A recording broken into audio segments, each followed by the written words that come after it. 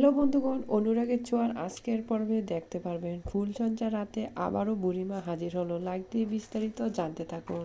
ফুলসজ্জা রাতে দীপা যখন সূর্যকে বলছিল, আমি থাকি আর না থাকি কিন্তু আমার স্মৃতিগুলো থেকে যাবে, এ কথা শুনে সূর্য দীপাকে বলছে, তুমি এমন কথা কেন বলছো? আমাদেরকে কেউ আলাদা করতে পারবে না। এক যুগ পর আমরা সবাই আবার একত্রিত হয়েছি, আমাদেরকে কেউ কোনোদিন আলাদা করতে পারবে না।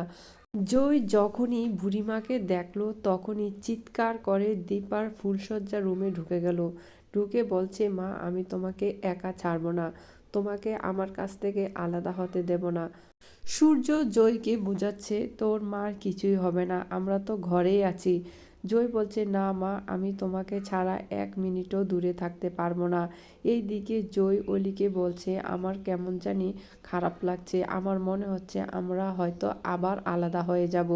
অলি বলে, আমি আর এসব নিয়ে ভাবতে চাই না, তুই ভয় পাস না, আমরা কেউ কোনোদিন আর কাউকে ভুল বুঝবো না, কাউকে ছেড়ে যাব না।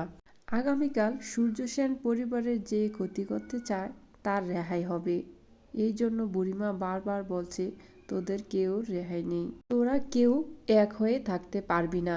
তখন সূর্য বলে, আমাদেরকে কেউ আলাদা করতে পারবে না, আমরা সবাই এক হয়ে থাকবো।